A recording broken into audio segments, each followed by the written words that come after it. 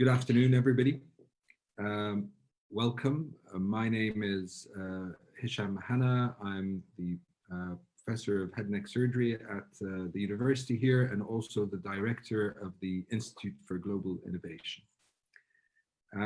The IGI is a signature institute for the university. It brings together multidisciplinary teams, so teams from different disciplines to address and find solutions for the global challenges. We have four main themes: gender equality, safe water, resilient cities, and 21st century crime. And the COVID-19 pandemic has been one of the biggest challenges that have faced our whole community and all the world in recent times, one of our biggest challenges. And our academics here at the Institute for Global Innovation and across the university are working hard on combating and finding solutions for the problems being brought up by the COVID-19 pandemic.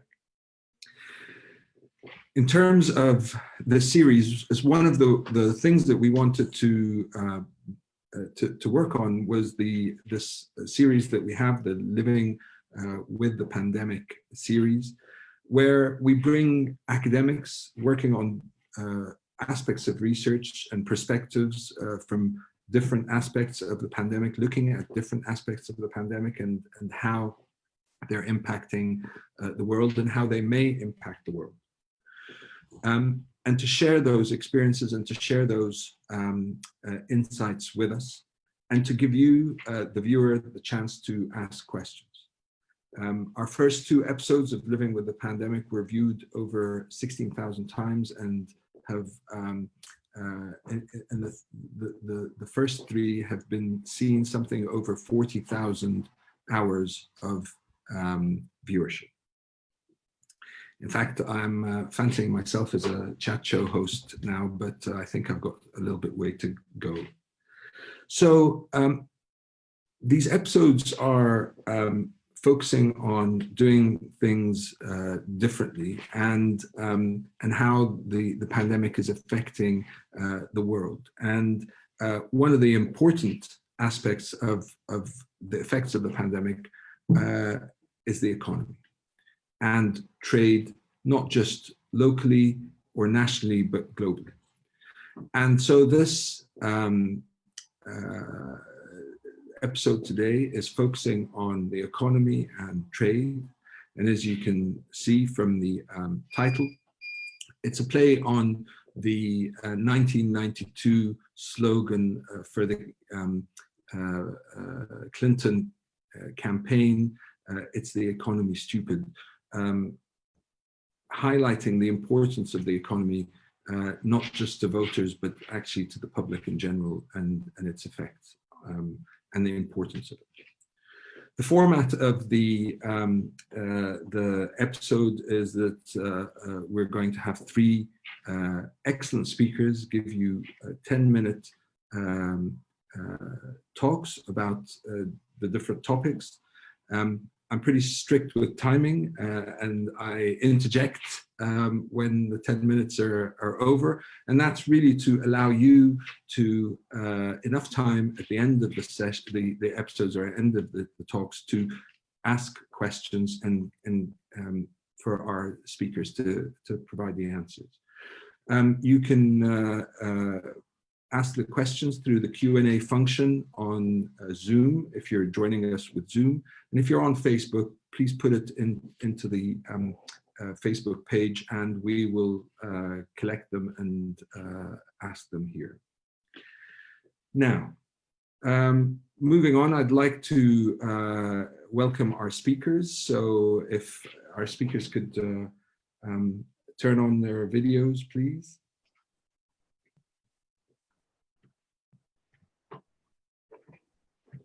Great. So we've got three great speakers today, but before I do that, I'd like to welcome Professor Dominic Moran, who is Deputy Director at the Institute for Global Innovation. And Dominic is going to be co-chairing this meeting in case something happens to me, and also looking at all the questions and collating the questions for us all. And it's a great pleasure to introduce Professor Simon Collinson. Simon is Deputy Pro-Vice Chancellor of the university. He leads on regional engagement at the University of Birmingham. He's a director of many things, including the West Midlands West Midlands Regional Economic Development Institute and the City Ready at the Business School, where he was Dean between up to 2016. And he has a lot of other roles that too many to discuss today, but he's going to talk to us about the economy and the effects on the economy, both locally and globally. Rob will follow on next. So Professor Rob Elliott, he's the Professor of International Economics at the University of Birmingham, published widely in areas of international, environmental and development economics, and written a number of articles recently on COVID-19 and its effect on the economy and world trade. And Rob will talk to us about the effect on international trade. And then last but not least, Professor Raquel Ortega Argiles is the chair of regional economic development at the City Ready Institute.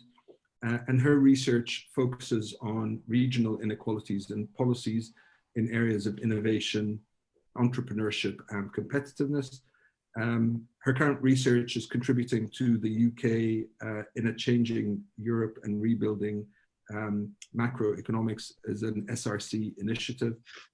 And Raquel is going to talk to us about COVID and Brexit and how that is going to affect the economy. So without further ado, over to you, Simon. Thank you for your talk and looking forward to it.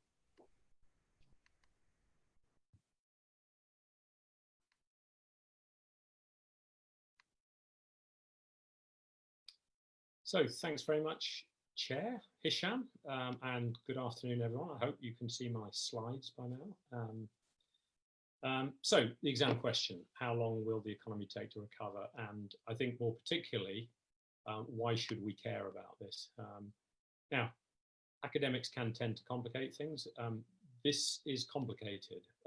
So I've got 10 minutes. I'm going to try and drill down and simplify and give you the key messages. So why is it complicated? Three things. First of all, there is a huge level of uncertainty around the timescale over which the pandemic itself is going to be under control, and that really directly affects the economic recovery, in particular when certain sectors can come out of lockdown. Secondly, how do we know the recovery has happened? How do we measure it? What does recovery mean? And thirdly, where are we talking about? Are we talking globally, nationally, regionally? For whom? There are different socioeconomic groups that are going to be impacted very differently as we unlock different parts of the economy in different places over different timescales. So it is complicated. My institute, City Ready, is currently producing a weekly COVID impact monitor, focusing particularly on the regional impacts. And Raquel's going to pick up on regional impacts of Brexit a bit later. But we look at both the economic and the social impacts, and we advise currently the economic impact group that's chaired by the Mayor Andy Street every Thursday. So we're supporting a range of local and national policymakers on how you respond to these different scenarios. But I'll come back to some of these questions towards the end of the talk. But the key point here is that there are several interconnected kinds of contagion effects that we need to understand better. The health-related impacts of the virus have an economic knock-on effect, which in turn creates social welfare challenges that I'll talk about. So to kick off with, let's just look at three letters you may or may not have come across. If you're an economist, you'll know this, and if not, you might not. But VUL, these describe different types and different timescales for economic recovery, globally or nationally or regionally. V is quick, L is very, very drawn out. And there are two key questions that we've got to think about when we're working out which of these scenarios is going to take place. First of all, how long will it take for consumers to return to pre-COVID levels of spending? but also how is their spending going to change? How does spending behavior change over the short term and the long term? Do people save more? Do they spend on different things after this event? Secondly, how long is it going to take for businesses to return to pre-COVID levels of investment? And that's, in jobs, in people, but also in the kind of inputs that create multiplier effects across other parts of the economy. So those two things are critical. And for a V-shaped recovery, we're looking at a quick return to spending, a quick return to investment in businesses, and we'll return to some level of normality in about a year's time, so mid-2021. If you're looking at a U-shaped recovery, it could be 22 to 23, and for an L-shaped recovery, much, much longer. Now, the continuation of social distancing measures and the return of spikes in the virus cases, further lockdowns, all add to this uncertainty, and that's the really difficult thing to do. But unfortunately, that gives us another letter to characterize a final form of scenario, which is a wobbly recovery. So we have a W here that's been added to portfolio of recovery scenarios that economists think about. Okay, so this is a major debate amongst economists. The speed and the form of the rebound is critical. The Bank of England currently expects a broadly V-shaped return. Andy Haldane, the chief economist, has publicly backed this particular scenario very recently. But actually, he's up against the prevailing views in the OECD, the IMF, and other economic groups. Geeta Gopinath, who's the chief economist at the IMF, predicts a much flatter recovery for the UK. We're also experiencing a larger drop in GDP than most, partly because we're a services-based economy, and the OECD predicts a 9.1% decline for the EU and an 11.5% decline for the UK this year. Most of the world, by the way, sort of has experienced about an average of a 10% drop in GDP in the first quarter of 2020. So those are the sorts of stats that we're looking at. Now, unemployment and potentially long-term unemployment is the result of the current drop in economic activity. And at the end of June 2019, the UK had about 3.8% unemployment. And we now have officially about 4.8% unemployment. But this is just the start. We're expected to reach, at the very least, 8% unemployment by the end of 2020. Now, the USA has gone much faster, from about 3.7% this time last year to 10.4% unemployment in the USA right now. And that is also very likely to get a lot worse. Furlough, you'll know about. The government is paying for companies to partially lay off workers, and it's paying their salaries while they're on furlough. And the UK has just over 20% of workforce on furlough. And we don't know how many of those will come back to full-time jobs. Certainly most of them, but probably not all of them. That equates in our country to about 8 million workers on furlough. Germany has 23% of its workforce in furlough, and France has 41% of its workforce on furlough. So this country is looking at about a £300 billion fiscal deficit, partly because it's spending to save jobs and it's delaying redundancies through the furlough. Now, this huge uncertainty about jobs is the key to the economic contagion effect that I want to focus on. And this is my second last slide, but it's an important one. How does this health pandemic transmit through the economy to jobs and therefore people and their life opportunities? So we've got to remember that economies operate as cycles of activity. Locking down an economy stalls incomes, it stalls spending across many kinds of businesses. And you've got an almost complete stop to international travel and tourism, many kinds of entertainment services, pubs, bars, restaurants, and so on. But also many manufacturing businesses have been hit very hard. So different sectors are experiencing very different recessions and recovery timescales. Some healthcare businesses are thriving, while international tourism, as I said, and the places that are dependent on international tourism, they're going to struggle for quite a long time. Now, the West Midlands, where we do a lot of our analysis, this region is particularly dependent on automotive manufacturing, business professional services, but also on universities, actually, as a source of employment directly and indirectly. So those sectors create very large multiplier effects across other businesses and jobs. And these sectors are experiencing very different kinds of current impacts, and they will experience different timescales to different recoveries. So, again, the impacts, the recovery times vary by business sector, by place, and across different socioeconomic groups. So I did say this was complicated, and it is. The ONS reports that in the UK right now, about 1% of businesses are permanently closed. They will not open after this crisis. About 16% of our businesses are on hold. That means they're not currently trading. That's actually quite an improvement on last month. But 24% of the businesses that are trading currently are earning less than 50% of what they call their normal revenues. And then finally, there's an estimate that about 6 to 7% of businesses have almost used up all of their cash reserves, and they'll go bankrupt, depending on how this month right now, of unlocking the economy, unlocking sectors goes. So unemployment is rising. Low-income workers, particularly in service sectors, BAME workers, women, they're already being impacted the most by the current situation. And these groups are, particularly worse off in our less wealthy regions. And this impacts in particular low-income, vulnerable households. These households might already be in debt. And if they're set to lose their only income earner from redundancies, you've got a major problem. So vulnerable businesses tip into bankruptcy. They push vulnerable households into higher levels of dependency. And there are further knock-on effects to health, welfare, mental health. So through these transmission mechanisms, the crisis will further worsen a range of inequalities, which we've already seen increase in this country since around 2008, the last recession over 10 years ago. So the Chancellor is announcing safeguards and investments into jobs right now, and this is precisely what we need. So, to conclude, you may not be interested in GDP or fiscal deficits or V-shaped or U-shaped, W-shaped curves, but I'd encourage everyone to take a systemic view on how this kind of shock is transmitted through the economy.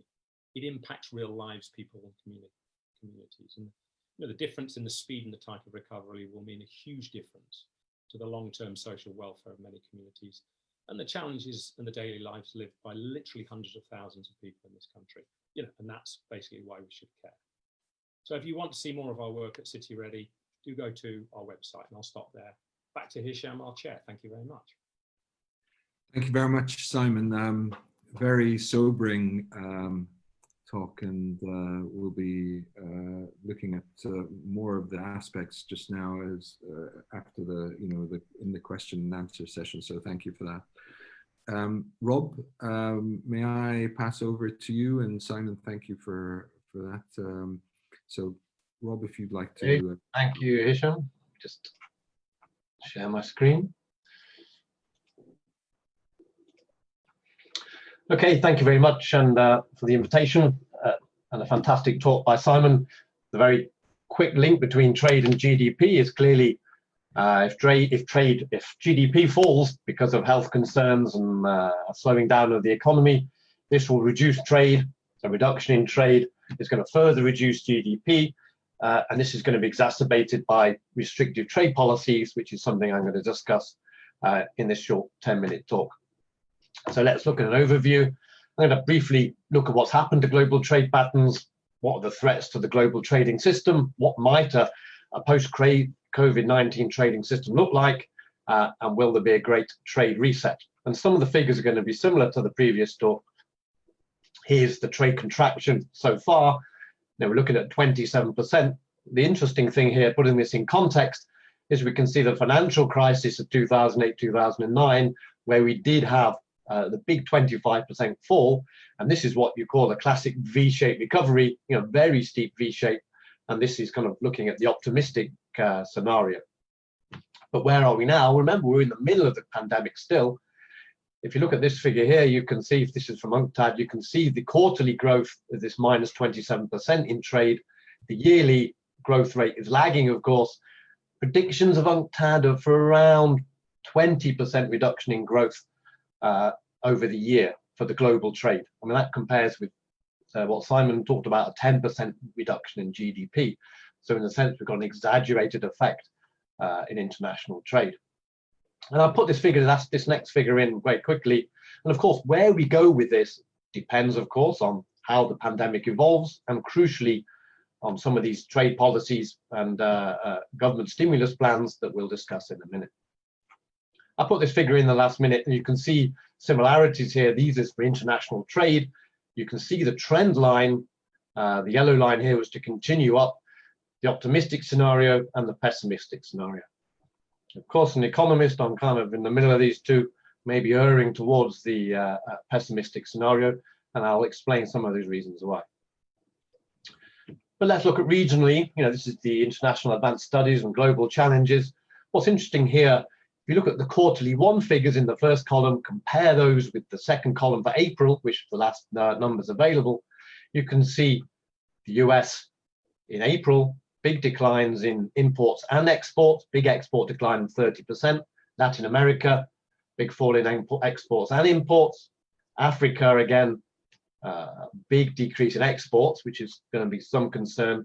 But overall, if you look at China, very resilient. So again, China's doing very well, got the virus under control early, only a 2%, 4% reduction in imports and exports in April. Okay, those have got a little worse in May, but the data are just coming through. Which sectors have been damaged? Simon touched on this. Automobiles, minus 49%, energy, minus 39%. So these are the big declines. And of course, UK production of automobiles, as we know, has fallen something like 97% because of factory closures. So no wonder trade in these products has fallen. Interesting observation, office machinery. We're all working from home. Everyone's watching this on Zoom. As you can see, an 8% increase in exports in office machinery as we all kit out our offices. This is driven primarily by exports from China to the rest of the world in office machinery. A side issue, trade in medical products. This has been very contentious, and it almost shows the transition of the virus across the world. If you look at China in January and February, exports fell dramatically, imports went up as the virus took hold. The USA, exports went up, and PPE, the virus hadn't yet got to America. We go forward to March and then to April, and you can see in April, Chinese exports of PPE up 338%. US exports down 21% as they redirected exports to local needs. Overall, a massive 100% increase just in a short period of time. So you can see this is where a lot of the action is, a lot of the concerns are. So could COVID destroy the current trading system? Well, the current crisis is stoking fires of protectionism. Trump and others may be using COVID as a pretext for imposing new trade barriers. Trade barriers did not cause COVID, but they may well slow down the recovery. And to date, the WTO rules are just about holding, but they're under severe pressure. The fear in Europe and other places, of course, is that the rapidly recovering China will flood the region with cheap imports. Businesses in Europe, businesses in the US have shut down, restricted output, expensive health restrictions put in place. This will damage local suppliers. If they lose business to Chinese imports, that business may not come back and they may shut down permanently. Of course, this then leads on to what happens next. And of course, we've all been in lockdown for many months.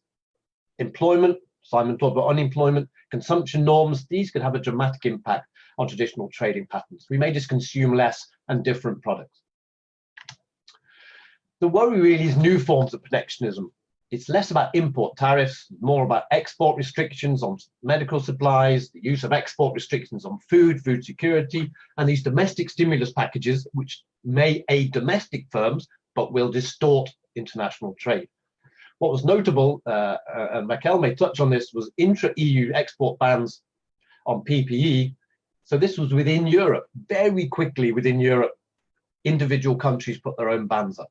So export restrictions are in some sense contagious, but it's keeping control of that we need to look at. What's the post-pandemic trade future? The 2008 crisis threatened the modern trading system. It resulted in surprisingly little protectionism, actually. Leaders were on their game. I mean, which is miraculous to say this, Bush said, we underscore the critical importance of rejecting protectionism and not turning inwards in terms of financial uncertainty. Times are very different now. We have a demand shock and a supply shock. The Trump administration, very different. Leitzinger recently said, unfortunately, like others, we are learning in the crisis that over-dependence on other countries as a source of cheap medical products, whilst it also includes pharmaceuticals, has created a strategic vulnerability. Do we retreat into national bunkers? Or one would argue you get an increasing range of suppliers, not just one country is the way to go. How can we save the current rule-based system? It's not going to be easy. It's going to require foresight, creative thinking. We need to boost confidence in trade, improve transparency. What are we importing? What are we exporting? We've got to keep global supply chains alive, in my opinion, especially for food and PPE. We know in 2008, 2009, this led to food riots, which led to political change. A great green trade recovery is my other research area. People want a green recovery. How can we do this? Will it be expensive? Should the stimulus be targeted at a green recovery? Trade facilitation through innovation. We looked at Zoom, we looked at digital delivery across borders, new trade tech. How can that help? And arguably, the most important thing is just to not make things worse. And this could certainly be the case if we're not able to prepare for the coming demand for protectionism. We're going to have to think about how to resist that protectionism, and failure to do so could be disastrous. As you might expect, this is what may happen. Of course, this is not Birmingham, by the way, but this is my image of a trade disaster rapidly approaching. Okay, you can find me on Twitter and my recent Sustainable Futures Policy Lab, where we discuss the environmental aspects of this. So the final slide is just to give some idea of the other work in this area, where we're looking at how post-pandemic research may link to this green revolution. And of course, the information costs of COVID have been very severe with misinformation and malinformation. I will stop my slides there. Okay, Hisham, over to you. Thank you very much, Rob. Lots of questions actually, but we'll keep them till the question and answer session. But you know, really interesting and loads of questions, amazing statistics as well, really scary. Okay, so Raquel, would you like to please give us the last talk, and over to you. Oops.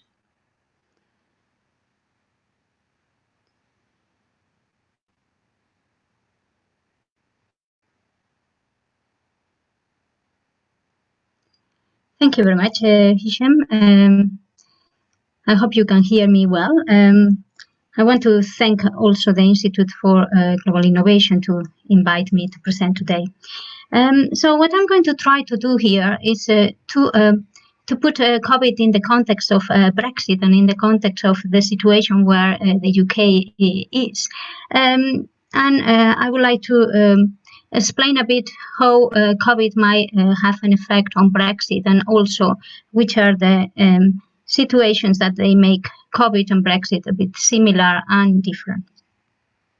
So for starting, I would like to explain how COVID has had already effects on the Brexit negotiations. So if we think about, we have left the UK in the 31st of January 2020, and now we are in what is called the implementation of the withdrawal agreement. The UK at this moment has not requested a decision to extend the transition period. This was expected by the end of June, and the deals on fisheries and financial services have not been set yet.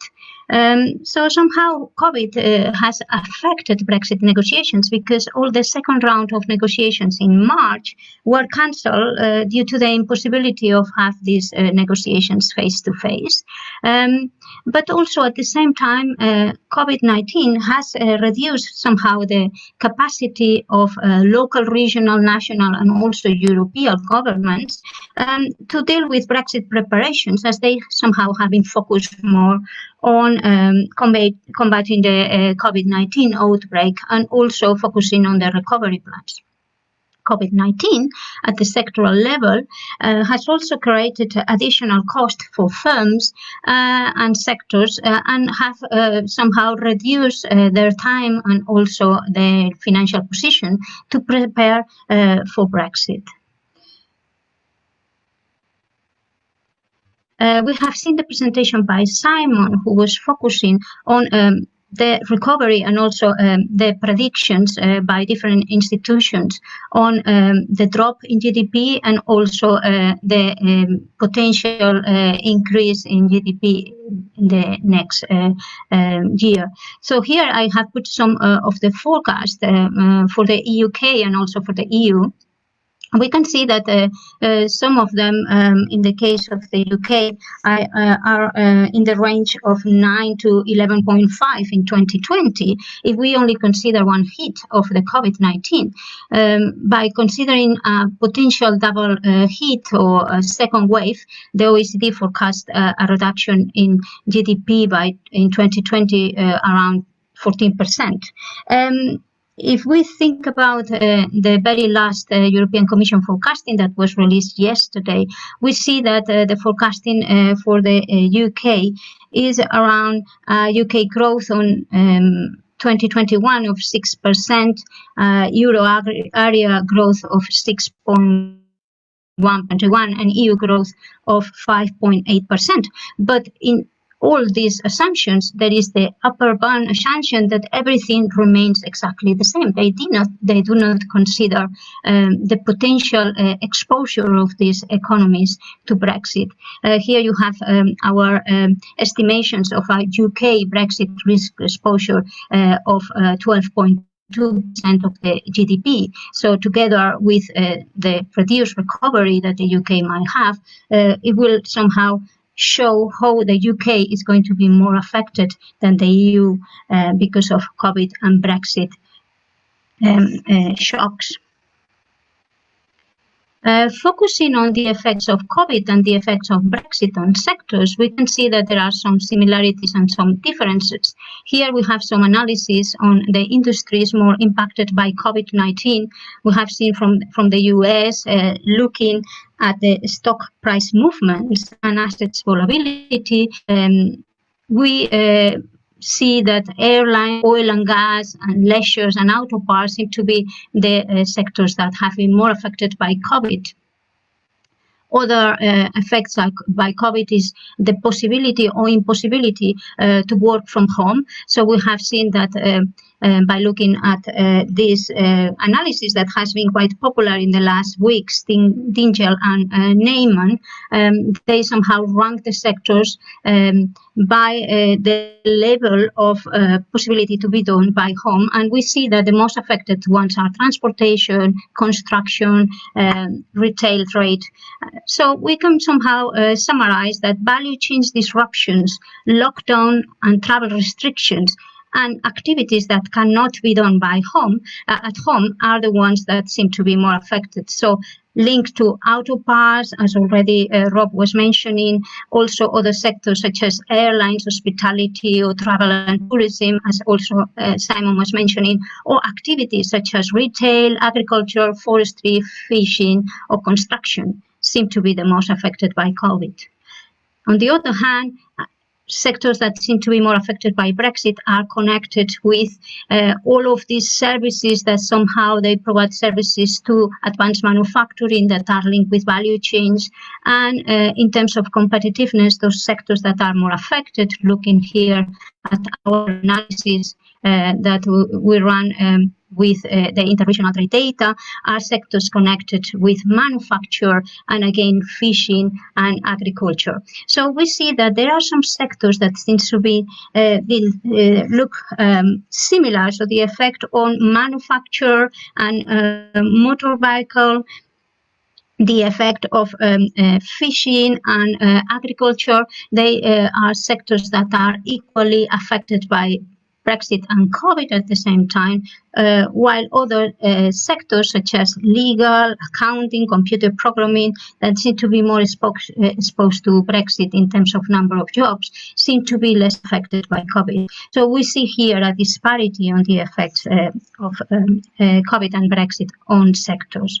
When we look at the effects of COVID and Brexit on regions, we have very little evidence, I must say, because what we can see here is that the analysis that we have provided by different institutions on the effect of COVID, on regions is an effect of what is happening at this moment, while in the case of Brexit is an effect that somehow is either long-term, medium-term effects. So they're a bit difficult to compare. But what I have done is trying to give you an indication of those areas that seem to be more affected at this moment by COVID and areas that are going to be more affected by Brexit, looking at the threat. So in this first slide, I'm looking at the analysis done by the Resolution Foundation. In this analysis, it shows that coronavirus labor market shock is being felt across all the regions and nations in the country, but with some differences. If we look at, they compare mainly the effects of the labor conditions in March and April, and we have seen that, as also Simon mentioned before, between March and April, the number of employees paid through the paid as you earn, which will include furlough workers, fell around 450,000 workers. And the claimant count rose by around 800,000 between early March and early April, taking to 2.1 million, a third higher than the level since after the financial crisis. In terms of regions, we can see in the first figure here on the left that the proportion of employees who have experienced significant job changes, it changed differently by different regions since the outbreak. So 23% of workers have either been furloughed, lost their jobs, or lost hours unpaid due to COVID-19, and the regional variation is between 17 and 26%. In the other figure, you have the analysis of the claimant count, and you can see that those areas that already were in a worse situation in the past, they seem to have also been in a even worse situation in April. In the case of Brexit, and this is my very last slide, I'm looking at Hisham already hinting that I have to finish. Just to say that as this is our analysis that we did for the UK and a change in Europe, and we saw that those areas that seem to be economically weaker seem to be more affected by Brexit trade negative effects. We have seen that those areas that seem to be more prosperous, so areas such as London or Scotland or capital regions that are more diversified, they seem to be less exposed to Brexit trade negative related consequences. So what we see by looking at the effects of COVID also in more, let's say, less economically advanced or prosperous regions, as well as in the Brexit, we see that both effects, both shocks, will somehow exacerbate and make the UK interregional inequalities worse. And with this, I'm finished. Thank you very much. Thank you very much, Raquel. Very interesting insights there. So if I can invite everybody, all the speakers back to the panel. So if you can switch on your videos, please, that's great. We've already started getting some questions. I'm going to take Chairman's prerogative and ask a couple myself first, just to get us started. Simon, there seems to be I mean, if you were going to put your money on a form of recovery, at this point in time as where we are now, and if there wasn't a second wave, where do you think, which type of curve do you think we would be heading for? This is being recorded, Simon, so we can always come back to it for everyone. Thanks very much. Yeah. After I put all the letters up, I thought someone would ask this question. So I would put my money on a V, but I think the right arm of the V is going to be a little longer than people expect. So it will be an imbalanced V if things go well, which means we'll recover steadily, relatively fast, but it's going to be over a bit of a time scale if there is another outbreak or spikes. And if those spikes affect countries that we do a lot of trade with and affect our businesses, then this will, create more complexity in that recovery pace. But I don't think we'll get a U, and I don't think we'll get an L at this stage. That would be my best bet. But this is unprecedented.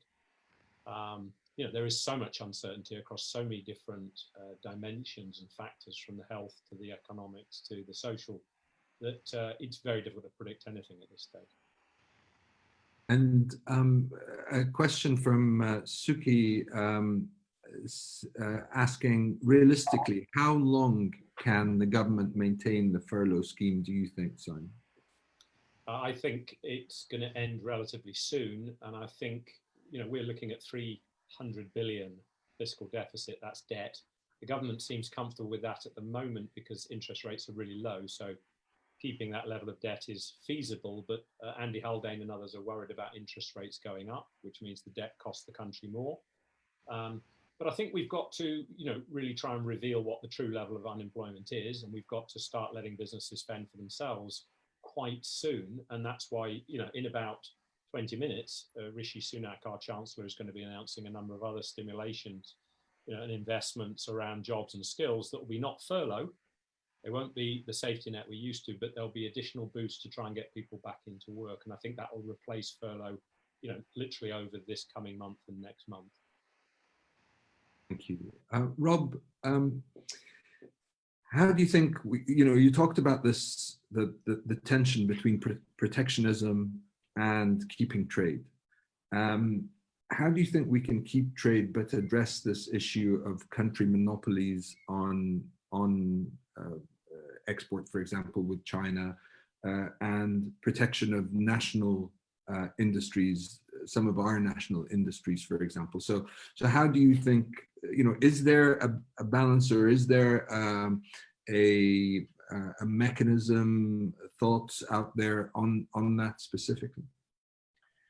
It is a difficult balance between protecting domestic industry and being open to international trade, which is ultimately a beneficial position. I think there is an increasing argument for kind of this infant industry protection, where we try and grow our own national champions, and China's arguably been doing this for a while. I think in certain areas, whether it is medical, pharmaceuticals, this PPE equipment, there may be some argument for encouraging domestic production. But really, if we really want to build resilience, this should be importing from a range of countries instead of just one country. But it's going to be a difficult balance to play. And of course, there's rules against subsidizing domestic industry. So this may then lead to countervailing duties. If we start subsidizing our industry, other countries will subsidize theirs. And this is not, and we have this contagion of protectionism. So it's a matter of holding our nerve in many respects. Great. And a question from Gilles de Wilt. Thank you for your presentation. It's to you, Rob, again. Is there not a WTO exemption option on banning subsidies on the basis of a public health or other emergency, similar to Doha and TRIPS and so on? Yeah, I think TRIPS is interesting in terms of all this is about not putting patents on certain products and so forth. But we've seen these can be largely ignored. I mean, Trump's attempted to buy up all the supplies of one certain drug, for example. Each country's been putting export restrictions on their PPE equipment. So these things unravel pretty quickly. Now, there are rules to some extent, yeah, exactly. So the WTO is on top of this. So there are exemptions if there are related to public health. So it could be done. It just depends how they manifest themselves. It's not entirely clear. And again, people just seem to be ignoring the rules at the moment. But yes, exemptions could be used in this case.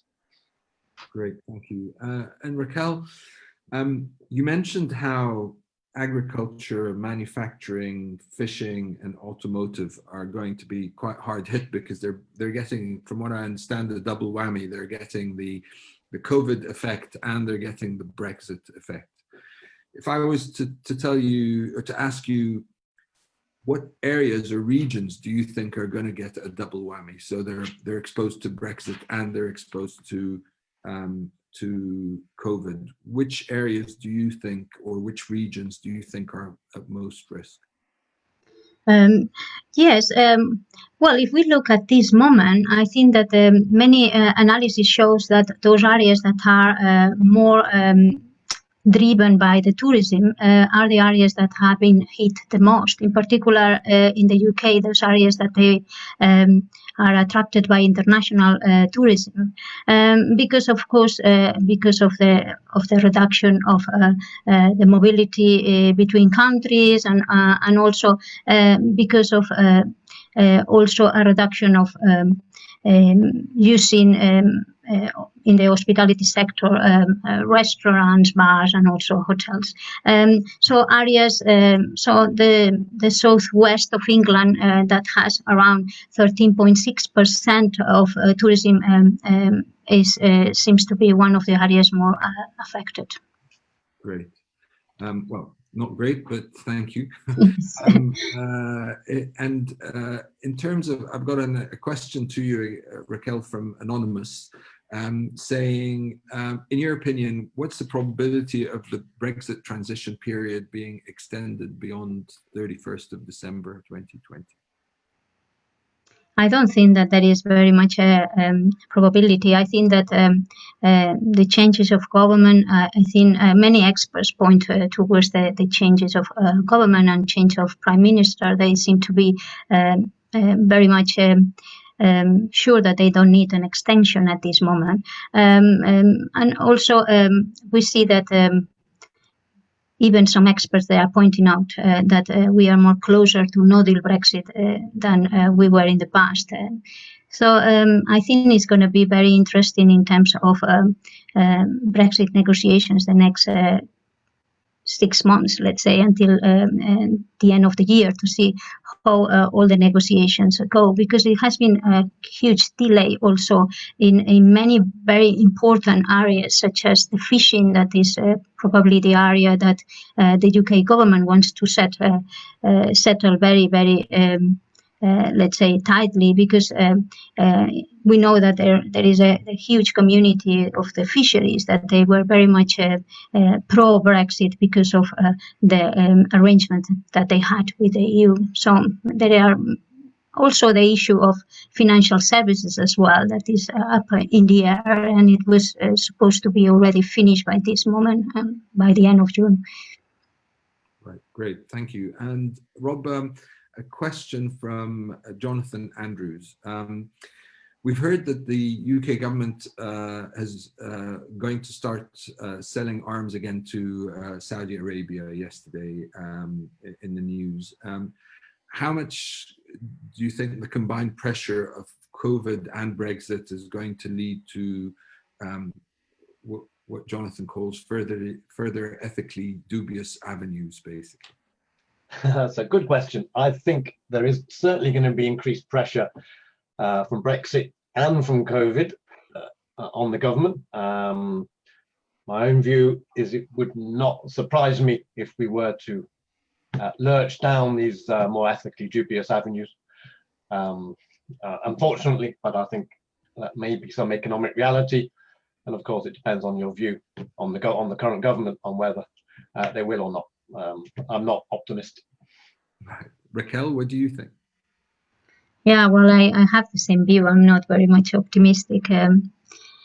I think it's very difficult because also COVID is affecting sequentially different countries. So we have seen in the presentation by Rob that the movement of trade in health devices and in health machinery connected with health, because I think it was the quota, it was bigger for the US, but because US has been heavily hit by COVID, so all the trade has moved to China, you know. So you have here very much intertwined shocks that are also connected with the functioning of the economic system of countries because of the health shock. Okay, and Simon, this is a question from Helen Pierce, a really interesting question. She says, thank you for your presentation. A question regarding unlocking the economy. Could it be beneficial to have region-specific unlocking of sectors compared to a UK-wide unlocking to help mitigate against unemployment? Or would that be too unfeasible in our interconnected societies? So is a regional unlocking of different sectors better than a UK-wide unlocking of different sectors? Good question. I don't think it is better. I think it's too complicated. I think in a sense we are too interconnected. That's the first thing. So it is right that you take a sector-based staged approach to unlocking different sectors, and primarily dependent on the physical proximity of the service they're providing or the production plant you're working in. So in a sense, it's the health and safety issues that will drive that. So I think that's the right way to do it. What's really interesting is seeing what will happen given that there's been a regional relock of Leicester. So you will see this probably more and more in different places. And in some senses, that's why we're going to get this bumpy recovery. But a local lockdown of people will impact local businesses. The employees won't be able to go to work, but also people won't get out to spend as much. So you've got that relocking issue. And effectively that might, you know, sort of amount to the same thing, because particular places and the sectors that are based in those places will see different effect depending on which region they're in. But I think in terms of the proactive government strategy, you've got to do as they're doing, which is unlock across the whole country, each sector, you know, step by step, and see how that proceeds. And if we look at the local region in the West Midlands, what do you think the kind of impact and estimated recovery is going to be? I mean, that's a very difficult question, but do you think it's going to buck the trend? Is it going to be the same as the UK? Is it going to be, it's more at risk than the rest of the UK? So it's a great question, but, you know, as Raquel knows well, our region is, you know, amongst the three most impacted regions by this, and actually was equally amongst the three worst off regions in 2008. What was interesting in 2008 with that as a comparator, the last sort of recession, it was much more minor than this.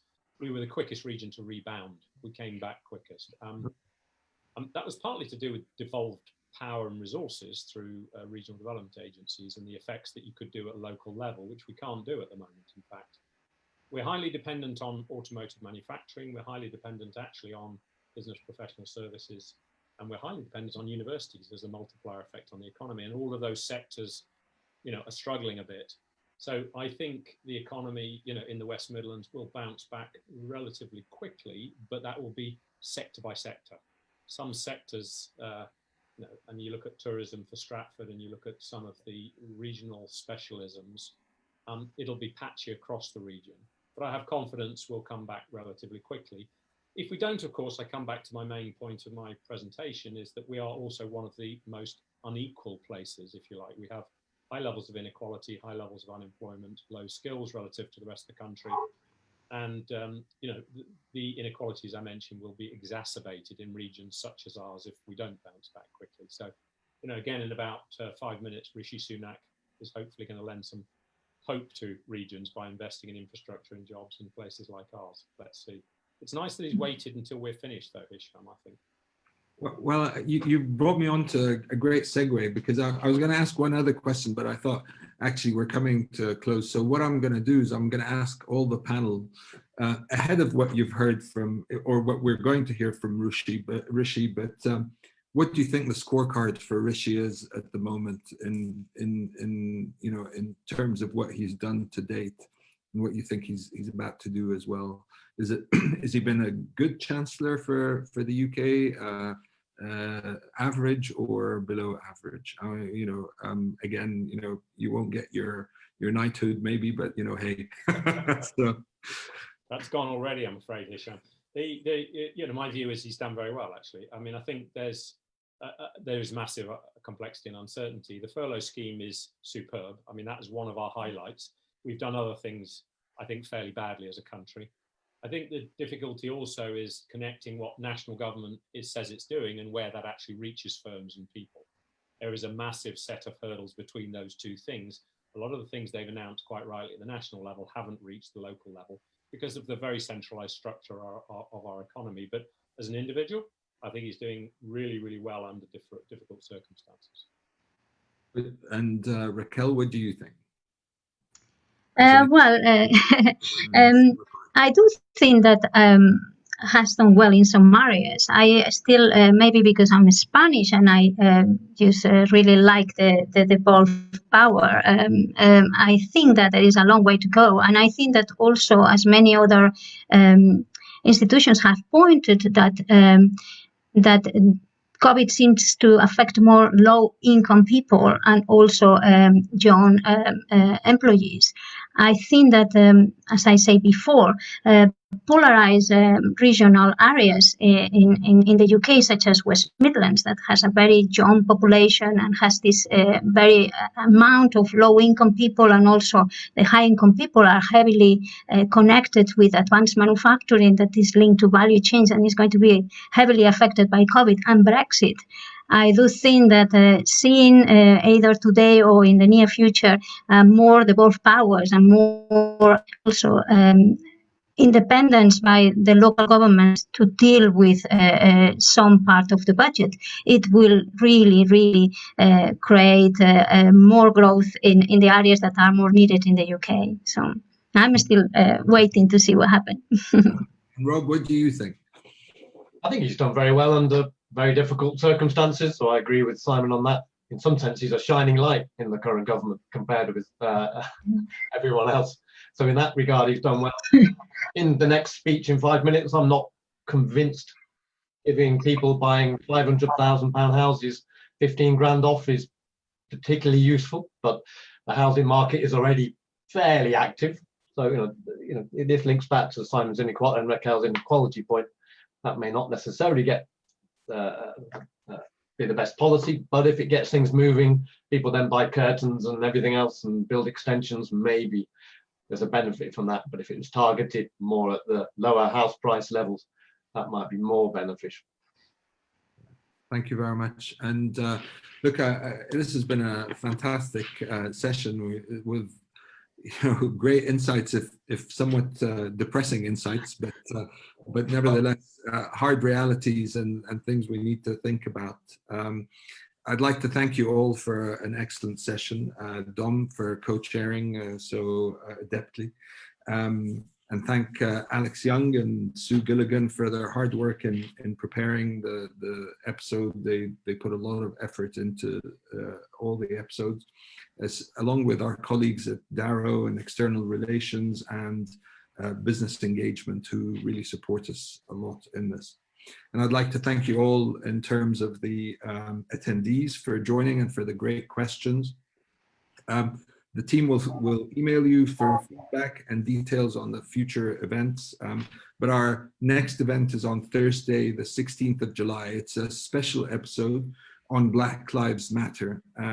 And we've got an excellent set of panelists who are going to talk about health, inequalities in the global south, inequalities in education, and a personal perspective on those inequalities as well.